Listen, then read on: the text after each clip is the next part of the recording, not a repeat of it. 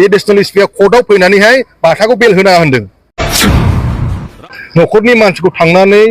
फुस्लायनानै sign जरजबस्ति sign होनानैसो दिनैहाय आदा बाथाखौहाय थारमाने जोंनि आर्मि चिफखौहाय सोफिननाय जादों आरोखि जेलाव बेवहाय आं खोन्थाखानोसै जानाखि दिनैनि जानाखि जोंनि आर्मि चिफ एम बाथाखौ लाखिफिननायनि खारना जाहैबाय पलिटिकेल इस्युस थाखागोन बियो मानगोनां जोंहा एनएलएफबि आफादनि आफादगिरि एम बाथा बिथांखौ मैयानि दिनाव गनो गोनां समाव एडिशनेल एसपिया थांनानै बा कर्टआव थांनानै एम बाथाखौ हगारनाङा बा गहोनाङा होननानै माखासे खोथा हैनायनि गेजेरजों एम बाथाखौ फिन खेब जोबथेसालियाव जोबनानै दोनफिनदों दा जोबोद दुखुनांथाव बाथ्रा दा बिनि गेजेराव जोंहा नैबे एनएलएफबिनिफ्राय सासे बिथाङा बा बुजिनां सासे सुबुङा गुवारै ससियेल मिडियानि गेजेरजों फोरमायना होदों मानि खारनाव एम बाथा सारखौ मैयानि दिनाव गनो गोनां सुबुंखौ गहोआसै बा मानि खारनाव लाखिफिनखो बिनि बाथ्राफोरखौ रोखा रोखा फोरमायहोदों नोंथांमोना गासिबो बुजिनानै लानो हागोन बे भिडिअखौ जोबजासिम नायोब्ला बेजों लोगोसे बिथाङा बुंबावदों जे न'खरनि मानसिफोरखौ बा एनएलएफबि जिथुनाखि एम बाथा बे एम बाथा सारनि न'खरनि मानसिफोरखौ फुस्लायनानै माने पेपाराव साइन होहोनानै बे एम बाथाखौ जेलाव सोफिनदों होननानै बुंदों दा बे एम बाथाखौ जेलाव सोफिननायनि गुबै उद्देश्यआनो जाहैबाय बेयाव पलिटिकेलनि माखासे इस्यु थानो हागौ बा पलिटिकेलनि खैसार दङ होननानै जोंहा एनएलएफबिनिफ्रायनो सासे बिथाङा रोखा रोखा फोरमायहोदों जा नोंथांमोनहा भिडिअखौ जोबजासिम नाय अब्लानो निश्चय फारि फारि बुजिनानै लानो हागोन स' दा बे समाव आङो बेलासिनि गोजान हामलायनायखौ नोंथांमोननो फिन खेब बावहरनाय जाबाय आरो लोगोसे गोबाव समनि उनाव दिनै नोंथांमोनजों सावरायनानै दिनै बे भिडिअ नुजाफैलायबाय दा नैबे हाजो एरिया ओनसोलाव आं दंफैयो थारमाने खायला फिथाइ खाफैदों है नैबेथिंजाय जा फिसा खागासिनो दङ खायला फिथाइखौ दा बेयाव खायला मोनो आरोना बेखायनो जों खाफैदों दा बे खायला खाफैनायावनो आं नैबे भिडिअखौ नोंथांमोननो फोसावनो सानदों बा नोंथांमोननो फोरमायना होनो सानदों नोंथांमोना जाहाथे नैबे भिडिअखौ नायोब्ला नोंथांमोननि गोसो गोरबो सिङाव बर' हारिनि दंब्ला बा बर' हारिनि थाखाय साननाय हनाय दंब्ला बर' हारिनि बिर जोहोलाव बिथांमोननि थाखाय साननाय दंब्ला निश्चय नोंथांमोनाबो बे भिडिअखौ खोनासंनानै बा खोनानायनि उनाव दुखु मोनगोन आं बेखौ निश्चय सानदों आरो नायजोबनायनि उनाव नोंथांमोना बे भिडिअखौ गावबागाव शेयार खालामना होनायजों लोगोसे नोंथांमोनहा माने दुखु मोननाय मोनफा मोनफा कमेन्ट फोरमायहरगोन होननानैसो आं सानो आरोखि स' जोंहा दा बिनि गेजेराव आं बेखौनो सानो जे जिथुनाखि एम बाथा एनएलएफबिनि जाय आफादगिरि बिथाङा जोबथेसालियाव थानांनायनि जाहोन आरो जोबथेसालिनिफ्राय मैयानि दिनाव बिथाङा उदां जानो गोनांमोन दा बे बिथांखौ उदां जाहोयैनि गुबै खारनानो जाहैबाय दा बुंनो थाङोब्ला पलिटिक्सनि खैसार दं होननानै जोंहा एनएलएफबिनिफ्रायनो रोखायै फोरमायना होदों आंबो सानदों दा बे बाथ्रा थारैनो सैथोमार होननानै मानो होनना बुङोब्ला बिथां एनएलएफबिनि जिथुनाखि एम बाथा सार बिथाङा मैयानि दिनावनो गनो गोनांमोन बा बेल मोननो गोनांमोन दा बे बिथांखौ गहोआलासिनो जे एडिशनेल एसपिया थांनानै एम बाथाखौ हगारनाङा होननानै माखासे गसाइगाव जानाय जाथायखौ लानानै बा गसाइगावनि जाथायखौ बिथां एम बाथा सारनि दायाव जाबसिनना होनानै बिथांखौ जोबथेसालियाव जोबनानै दोनो दा बेफोरबायदिनो जोंखौ गुबुन हारिनि एसपि डिएसपि पुलिस सुलिसफ्रा बा गुबुन हारिनि मानसिफ्रा नाख्रेबगासिनो दं नारसिनगासिनो दं नैबेखौ जोंहा नोजोर होनाया मोजां मानो होनना बुङोबा जोंहा अलमस्ट बिटिआरआव बर'निनो जोंनि सरकार दंसै जोंनि सरकारा मानो एसेबो खुगासिनो हाया एनडिएफबि आरो एनएलएफबिफोरनि थाखाय बा बिग्रायारि हान्जा बिथांमोननि थाखाय मानो होनबा दाथ' बिग्रायारि नंलाना बिथांमोना माखासे बै समावसो बिग्रायारिमोन बै समावसो बिथांमोना हाथियार दैदोंमोन नाथाय दाथ' हाथियार दैखायना बिथांमोना नंगौना नङा बिथांमोना दाथ' आयेनजोंसो जुजिनो होना फैदों बिथांमोना दाथ' रुल्स एन्ड रेगुलेसनफोरजोंसो जुजिनो होननानै ओंखारबोबाय नङा होमबा दा जोंहा माखासे इउजि ब्रह्म सारा दाख्लै बुंनाय बायदिब्ला इउजि सारा माखासे खोथा बुंदों आं जोबोद बाख्नायनाय मोनदों इउजि सारनि बाथ्राखौ नाथाय बे इउजि सारनि बुंनाय बाथ्रायाव साननो गोनां माखासे गोबांथार बाथ्रा दङ जेरैबायदि बुंदों जोंहा इउजि ब्रह्म सारा मावर खावग्रा ब्रह्म सारा दै एनएलएफबि जिथुनाखि एनएलएफबियानो जा बा एनडिएफबियानो जा बिथांमोना हाथियार लाग्रा बिग्रायारि हान्जाफ्रा गावसोर गोसो जानानै फैयामोनब्ला मालाबाबो बिटिआर एकर्ड खालामनो हायामोन नंगौ बे बाथ्रा थारैनो सैथोखा 100आव 110% नाथाय बे बाथ्राखौ बुजिनो हादोंब्ला दिनैनि दिनाव एनडिएफबि बिर जोहोलाव बिथांमोननि केसखौ मानि खारनाव बबेयाव पेन्डिं खालामनानै बबे खरायाव बिथांमोननि फाइलखौ दोनखुमागासिनो दङ बिथांमोननि केसखौ मानो खालास खालामनो हायाखै जा सासे सानै मैया दाख्लै गदों होननाय खोनादोंमोन नाथाय बिथांमोननि केसखौबो जोङो जोबाखै बा खालास जायाखैसो होननाय जों खोनानो मोनदों नाथाय बिथांमोनहा न'आव थानो मोनगोन नाथाय केसखौ गेलेबाय थानांगोन कर्टआव गेलेबाय थानांगोन अब्ला गाबोन समफोरनो मास मोनसे मोननैनि उनावनो बिथांमोन थ्रोब सोनानै दोनफैगोन बिदिनोलाय बोरै जागोन नङा होमबा बे मोनसे फावथिना बेखौ जोङो फावथिना होननानैसो बुंनो गोनां जायो दा बेफोरबायदि दाखालाम प्लिज सरकाराव थानाय जोंनि बर' रायजो राजा आइ आफानि जानानै आङो सरकाराव थानाय बा पावाराव थानाय जिथुनाखि प्रमद बर' सारमोन बा इउजि ब्रह्म सारमोन जोंहा अल बड' स्टुडेन्ट इउनियननि दिपेन बर' सारमोन बिथांमोनखौ जेसांखिनि जोंनि बर' हारिनि लिडारफोर दङ आं बिथांमोनखौ रिकुवेस्ट खालामो गोरबो सिंनिफ्राय जाहाथे बेफोरबायदि खालामोबा माने गोबां उसुबिदा जागोन मानो होनना बुङोबा बिथांमोनाबोथ' हारिनि मुङैसो सेक्रिफाइस खालामबोदोंमोन बिथांमोनाबोथ' हारिनि मुङैसो जिउखौ बावसोमबोदोंमोन बिथांमोनाबोथ' हारिनि मुङैसो गाव गावनि न'खरखौ गारनानै हाग्रा बंग्रा थाखोमा बायनो गोनां जादोंमोन हाथियार हमनो गोनां जादोंमोन अब्ला जों बैफोरखौ बुजिनांगोन बिथांमोन थानाय समाव जोंनि बर' हारिया गोबांथार माखासे प्रटेक्शनबो जादोंमोन गुबुन हारिनि आखाइनिफ्राय दिनै नाथाय बिटिआर एकर्ड जाखांनायनि उनाव बुंनो थाङोब्ला गुबुन हारिनि आखायाव जिनाहारि जानाया आरो फिन सोमजिनायनिफ्राय सोमजिगासिनो दं बारायनायनिफ्राय बारायगासिनो दं नङा होमबा बै समाव किसुमान मानसिया बुङो एनडिएफबिफोरनि थाखायनो जोंनि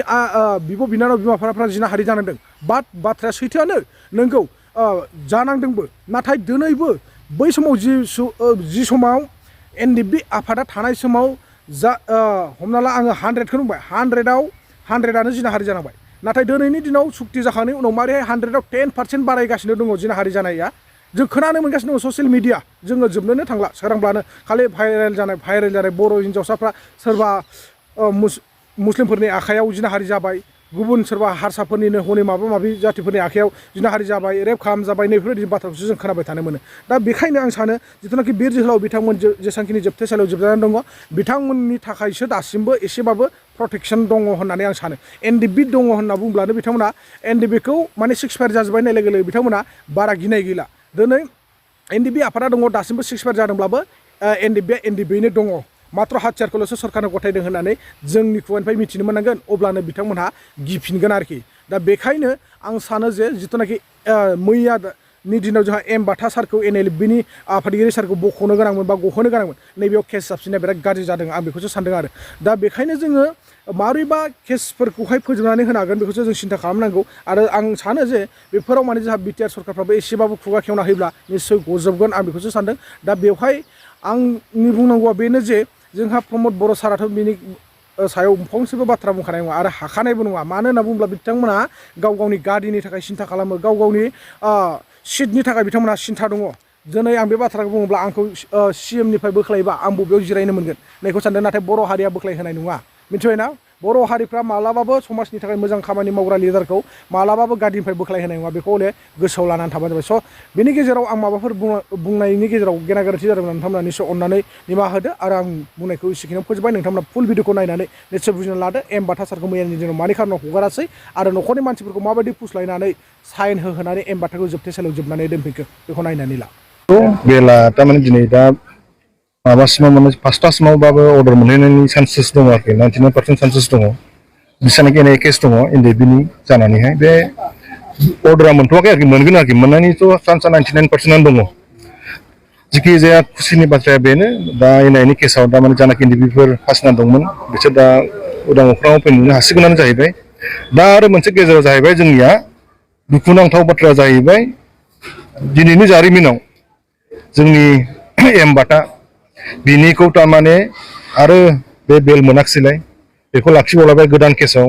बिनि केसा जाहैबाय 2021नि गसाइगावनि केस जानाय होननाय बिसोर बुंदों बे मानसिया बे इनभल्भमेन्टआनो गैया दा बेखौ गोदानै पुलिसफ्रा कनस्पिरेसि खालामनानैहाय बेखौ सोबावनाय जादों आरोखि दहाय आं खोन्थाखानोसै जानाखि दिनैनि जानाखि जोंनि आर्मि चिफ एम बाथाखौ लाखिफिननायनि खारना जाहैबाय पलिटिकेल इस्युस थाखागोन बियो 100% बेखौ जों टारगेट खालामना लाबाय बेखायनो जोङो गभर्नमेन्टजोंहाय जों नन कपारेसन खालामनो थागोन आरोखि जेब्लानासिम जों बेल मोना आरो दिनैनि बाथाखौहाय जुदि बेलाव हगाराखै मोनसे केसाव गोदान केसाव सोफिनजादों न'खरनि मानसिखौ थांनानै फुस्लायनानै साइन जरजबस्ति साइन होनानैसो दिनैहाय आदा बाथाखौहाय थारमाने जोंनि आर्मि चिफखौहाय सोफिननाय जादों आरोखि जेलाव बेखौ रायजो राजाफोरनो आं डाइरेक्ट सिद्दा आं फोरमायहरो लायग्राया जाहैबाय एडिसनेल एसपि आजिया गलिनुर क्राइमनि बियो बेनि दैदेननायावहाय आदा बाथाखौ एरेस्ट खालामदों आरोखि लेखायाव देखायनाय मथेबा एडिसनेल एसपि क्राइमनि आरोखि बे क'क्राझारा बेखायनो जों बिराद दुखु मोनदों एनएलएफबि जानानैहाय जाहाथे बेबायदि केसाव बिदि बार बार फासि जानायखौ जों बायो आरो बिदि दाखालामथों आरो सोरबा जुदि बेहाय जुदि बिहाइन्ड द स्क्रिनाव जुदि दंबा खिन्थु बेखौ जों कमप्रमाइस खालामनाय नङा आरोखि बेनो आरोखि जोंनि दिनैहाय जानाखि एनआइआव ट्रायल दङ माबा मा होनो पिटिसन होदों बेल पिटिसन होदों 36 जनावहाय थारमाने 33 जना मोननो हागौ मानो होनबा सासे लाइफ सेन्टेन्स दङ बे मोनथ'नाय एसे दिरि जागोन बेयाव मोनगोन बे बेल अब्लाबो मानसिया गनाय नङा आरोखि बेला गासैबो मोनजोबगोन सोरबा सोरबाया गनाय नङा आरोखि दा सोरनिबा माने एक्सट्रा केस गोनांफ्रा फिसा फिसा थाबावदोंबा आरोखि बहाबाबो जुदि गासैनिबो कर्टआव जुदि क्लियारेन्स मोनजोबबायबा गलांगोन आरोखि बेला खिन्थु एनआइनिफ्राय उदां जासिगोन आरोखि गगोन आरोखि दिनैनि समाव बाथायाबो गनो गोनां बाथाया दिनैनि समाव गनो गोनांमोन नाथाय दुखुनांथाव बाथ्राया बेनो जाहैबायना गोदान मैयासो एडिसनेल एसपिआ कर्टआव फैनानैहाय बाथाखौ बेल होना होनदों बेखौ जोंनि कर्टनि मानसिया खोन्थादों आरो लोगोसे दहाय फुङाव फैबावबाय जरजबसनि न'नि फंबायखौ साइन लाबावबाय जास्टनो खोन्थाबाय जास्टनो बुंजाबाय ग्राउन्ड रिपर्टआ मोजां लाबो मानो जानला मोनला लाबोलानाय मानो बिदि होफैलाबायदों होनजाबाय थांफिनबाय दाना साइन होआखिसै न'खरनि मानसिया जरजबस्ति बिदि होगोन बिदि केस लागायगोन होननानै दा जरजबस्ति ब्लेक माबा होनबाय इमसनेल ब्लेकमेल खालामनानैहाय दा होना होबाय दा माबाखौ मा होनोमोनलायो केसखौ दा उफाय गैया जोंबोथ' माबाबाय थानाया जुदि केसा जुदि जाबसिनबावोबा नोंथांमोना मिथियाखैमोन नामा जे बाटानि सायाव बेबायदि केस जाबसिनो बेबायदि केसा अलरेडि सिगांहाय 6 जन एरेस्ट खालामदोंमोन बे केसाव ओमफ्राय बे केसाव एरेस्ट खालामखांनानै बिसोर गासैबो बेलाव दङ बे जुदि 2 बोसोर जाबाय जेलाव थानाया बे केसखौ मानो होआखै सिगां मानो इनभेस्टिगेसन खालामाखै जेब्ला इनायनि बेला मोनबा बाथा गलांसिगोन अब्लासो मानोथो होफैबावनांगौ जाखो बेथ' इनजास्टिसना टटेलि बर'नि एगेन्स्ट थांबाय आरोखि बियो आरो जायनाखि बिनि बिहाइन्ड द स्क्रिन दंना है गवालै सिद्धालै बियो नोंथांमोना सेटिसफाइड गैया दा सेटिसफाइड गैया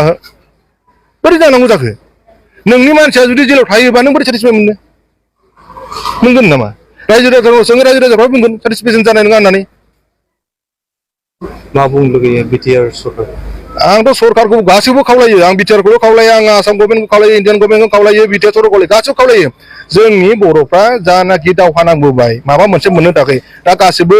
सिस्टेमाव फैजोब्बाय दा सोरखौबा दोननाय सोरखौबा बख'नाय बेथ' जानो नाङाना आं गासैखौबो खावलायगोन आं पार्टिकुलार थोंजों सासेखौल' बुङा दायनिगिरिया गासैबो जायनाखि पावाराव दं बिसोरबो दायनिगिरि जागोन जुदि गवाबा जायनाखि पावार गैया नेक्स्टआव फैबा बिसोरबोथ' दायनिगिरि जागोन ओंखायनो जोंनि बर'फ्रा साफा साफा रेसपन्सिबिलिटि दङ कि मानसिफ्रा गजोबनांगौ बेखौ सान सोरबा बिपिएफनो सोरबा इउपिपिएलनो सोरबा एपिपिनो सोरबा बिजेपिनो सोरबा कंग्रेस घन्टा बिदिजों सोलिया